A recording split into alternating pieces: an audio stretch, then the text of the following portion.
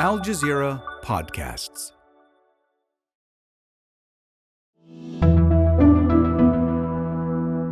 Today, Hamas's defiant choice for a new political leader. Hamas has made it clear that despite everything Israel has done to Gaza over the last 10 months, that Hamas there is not destroyed. What the rise of Yahya Sinwar from a Gaza refugee camp to the top of Hamas's leadership could mean for a ceasefire. I'm Malika Bilal, and this is The Take.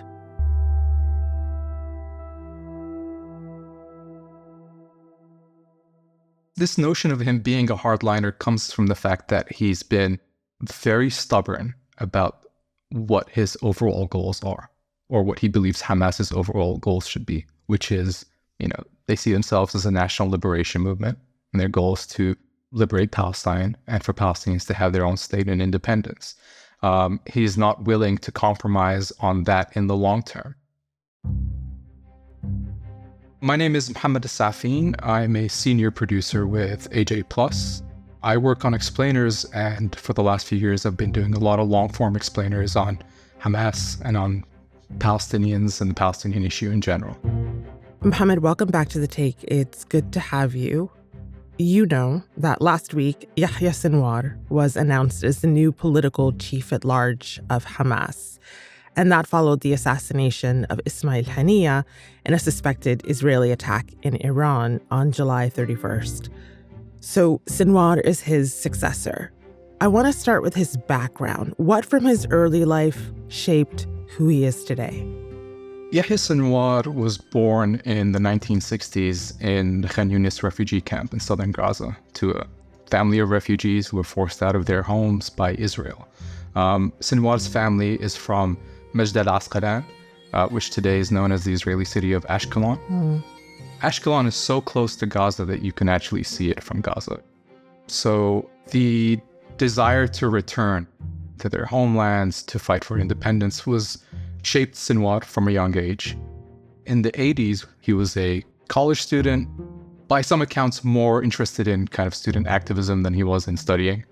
But when Hamas formed as an organization in the late 80s, Sinwar was one of the founders of its military organization or military wing.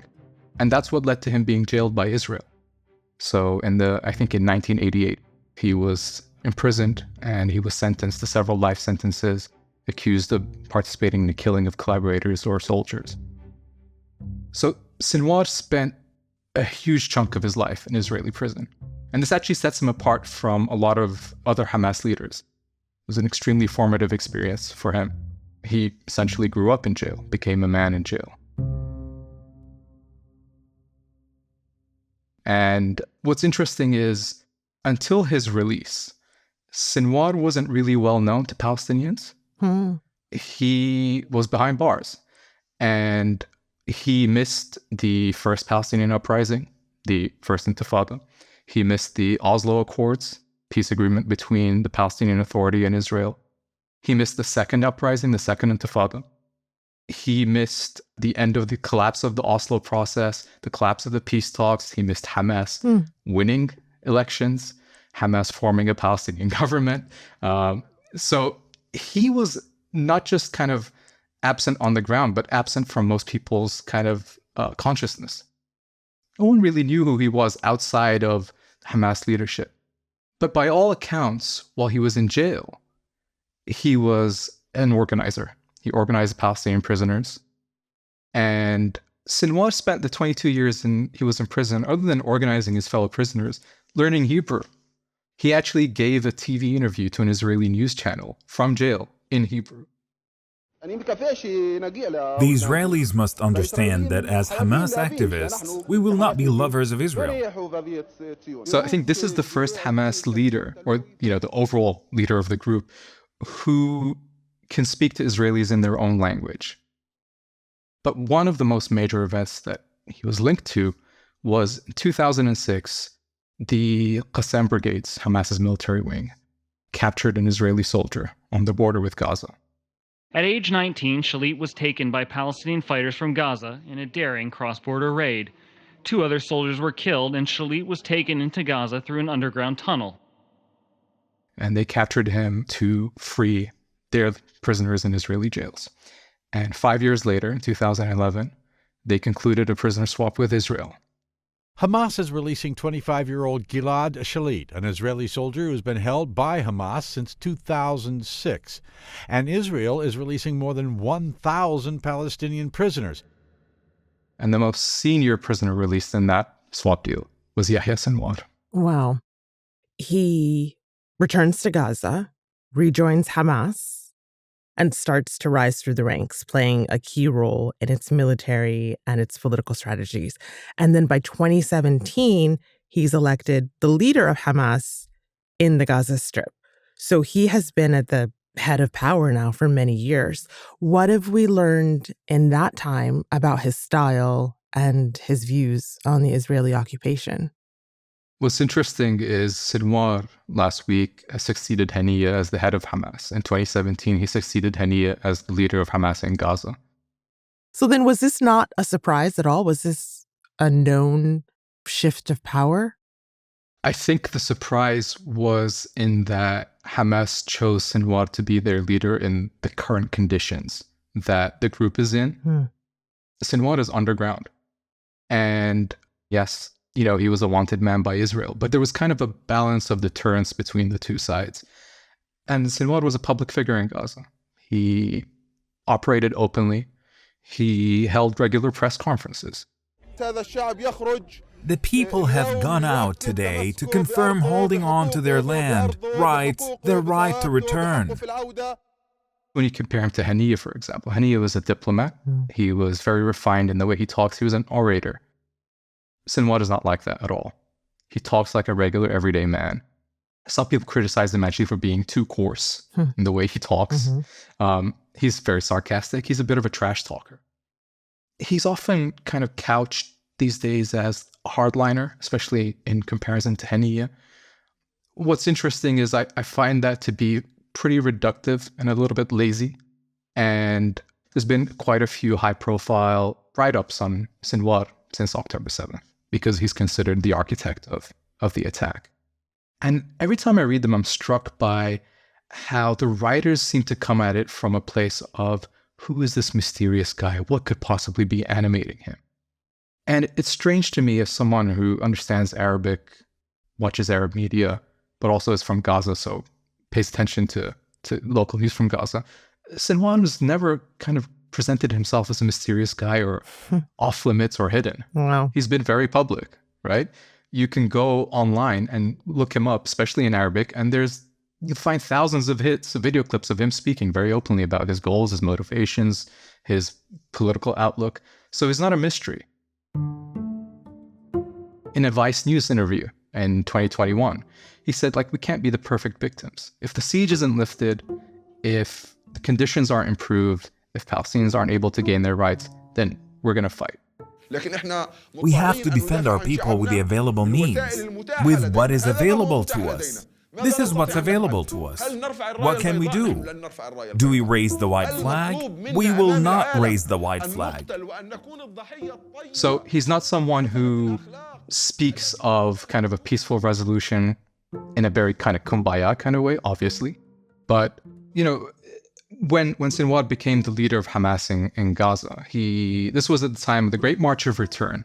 And Sinwar, despite being known as kind of a very militant figure, was heavily involved in those protests. He supported them. He took part in them. He said in 2018, he gave an interview to an Italian outlet where he spoke about, his hope that there could be a long-term truce with Israel, that the siege would be lifted, and that the current generation would be able to prosper, and that maybe we can punt the issue of resolving this conflict once and for all to a future generation who aren't as traumatized or haven't been through what his generation has been through. Right. Which is not something you'd expect to hear from someone like Yahya Sinwar based on public perception of him. As the hardliner. And also he has been nicknamed in Israeli press the Butcher of Khan Yunis for his role as being an enforcer in Hamas, allegedly. How does that play in Gaza? How is that seen? So it's funny. when I read that, I think I'd read it in the Wall Street Journal a few months after October 7th. They were doing a profile on Sinwar. And it was so weird to me because I'm from Khan Yunis. And I've never heard anyone refer to him that way. And I asked around people who were in Gaza. Now, I haven't been to Gaza in years, but so I asked people who were there. I was like, do people call him the butcher of Khan Yunis?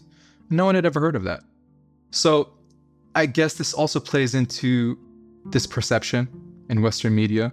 And I think, unfortunately, a lot of it is informed by how Israeli media frames someone like Yahya Sinwar without independently researching or digging into if any of that is true. After the break, Israel sees Sinwar as public enemy number one. So what message is Hamas trying to convey with his appointment?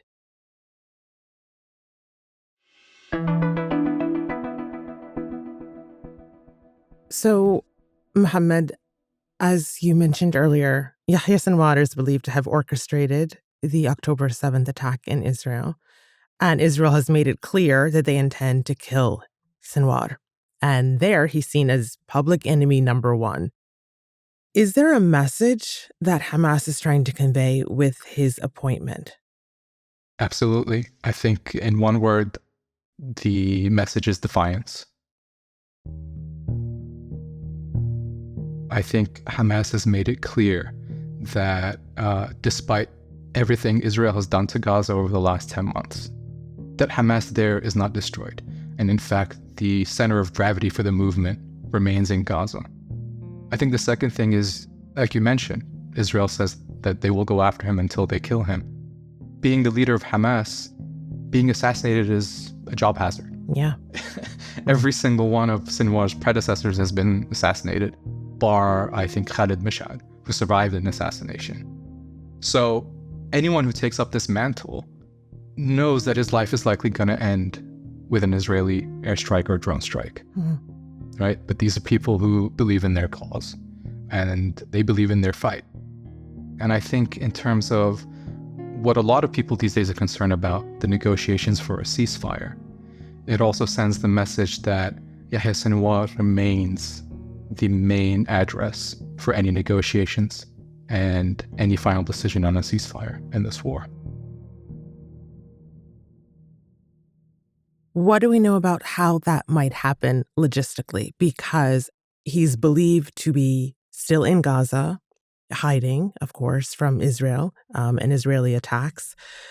What will that mean, though, for being part of these negotiations, where, as we saw Ismail Haniyeh very clear about his whereabouts? We knew he was in Iran. We knew when he was in Doha. We don't know that about Yahya Sinwar. You're absolutely right.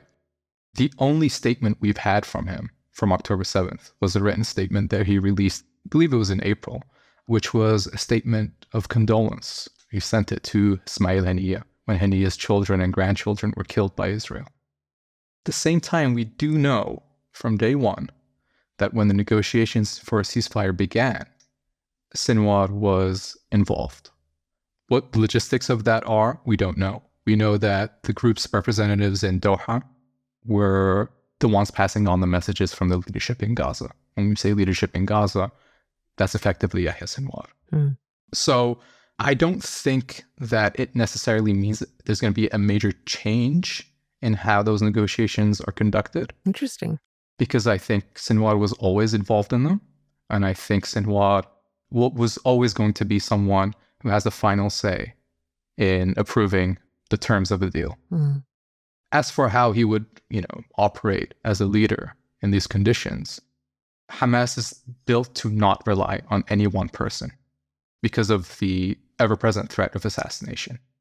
So what that means is that the leader of Hamas tends to function not as an executive, but as a frontman for the group. I've heard it called a Shura Council, this consultation body that actually votes on the decisions and makes the decisions. And so it's not just this one person who would be deciding the future of ceasefire talks, for example.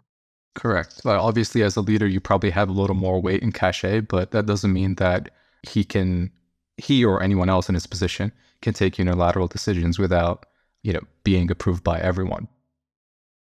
Finally, Mohammed, you've touched on this. But we began this conversation talking about how Sinwar was born in the Khan Yunis refugee camp. Your family is also from Khan Yunis. You were born there? Yeah. Talk to me personally for you about what it's like to report on all of this from afar, given that you have family there and given your connections there. And how are they doing? How are they doing? I think this might be the first time I've spoken in public about it.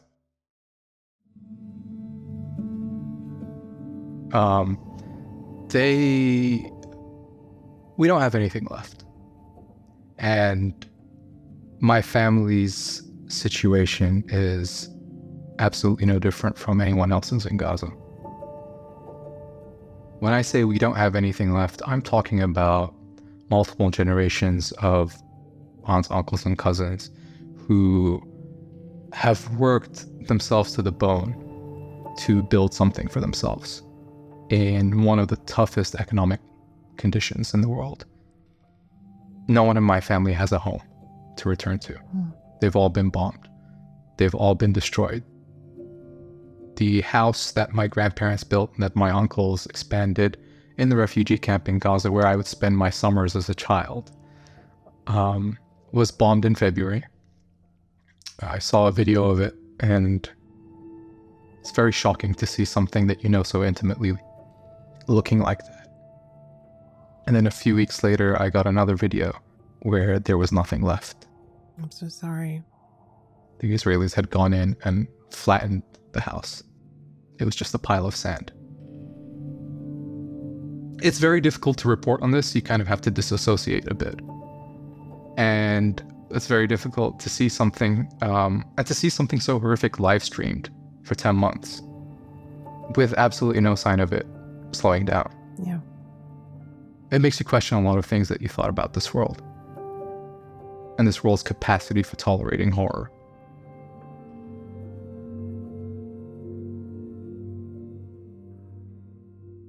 And that's The Take. This episode was produced by Tamara Khandaker and Chloe K. Lee, with Amy Walters, Duha Mossad, Veronique Eshaya, and me, Malika Bilal. It was edited by Noor Wazwaz. The Take production team is Amy Walters, Ashish Malhotra, Catherine Nouhan, Chloe K. Lee, Duha Mossad, Khaled Soltan, Manahil Naveed, Marcos Bartolomé, Noor Wazwaz, Sarí el-Khalili, Sonia Bhagat, Tamara Khandaker, and Veronique Eshaya. I'm your host, Malika Bilal. Our sound designer is Alex Roldan. Alexandra Locke is The Take's executive producer, and Ney Alvarez is Al Jazeera's head of audio. We'll be back tomorrow.